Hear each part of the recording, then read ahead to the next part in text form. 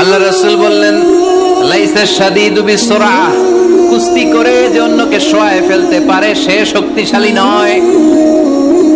ইন্নামা শাদীদুল্লাযী ইয়ামলিকু নাফসাহু ইনদাল গাদাব, রাগের সময় যেই ব্যক্তি নিজের উপর নিয়ন্ত্রণ রাখতে পারে আল্লাহর কাছে সেই হলো শক্তিশালী। এক একটা কথার ওজন দেখছেন আল্লাহ রাসূল সাল্লাল্লাহু আলাইহি ওয়াসাল্লামের।